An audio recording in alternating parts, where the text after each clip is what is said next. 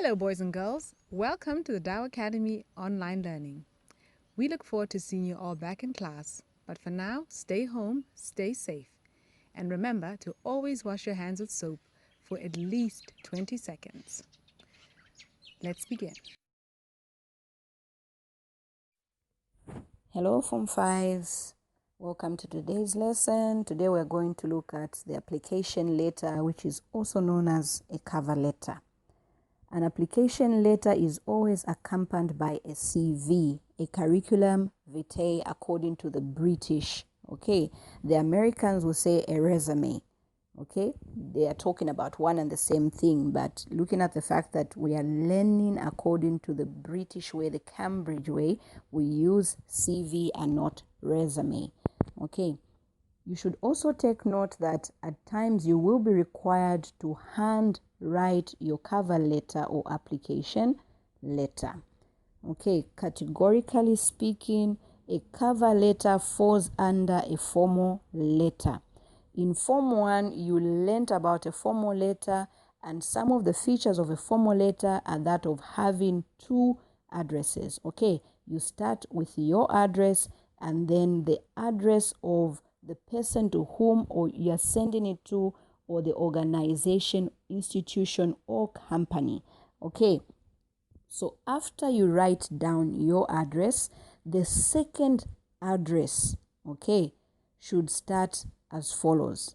It should be addressed to either the personnel manager or the human resource manager, or if maybe you are a teacher, to the principal or to the head teacher, depending on the advert that was circulated in the newspapers or magazines or online.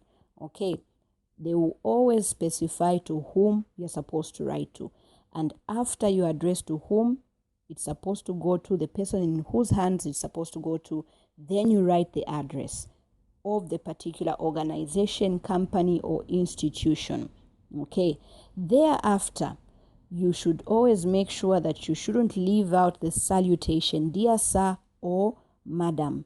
In the case where you know very well to say the head of this organization or institution is male or female, then you have to be direct by saying dear sir or dear madam. Okay, after your salutation, the next thing that will follow is you writing in capital RE or REF, that's to say reference, followed by a full colon. Okay, two dots, one on top, one below, a full colon, not a semicolon. Okay, and then you write in capital letters yet again, underlined in bold, that position for which you want to apply for. Okay, then right below that, you ought to take note of the following. You might start your letter as such: with reference to your advertisement in the Daily News of 15th November, I wish to apply for the post of shop manager. Okay, what have you done? You are referring back to what you summarized on top in terms of the position that you'd like to take up in that particular organization, institution, or company. Always remember to paragraph your work.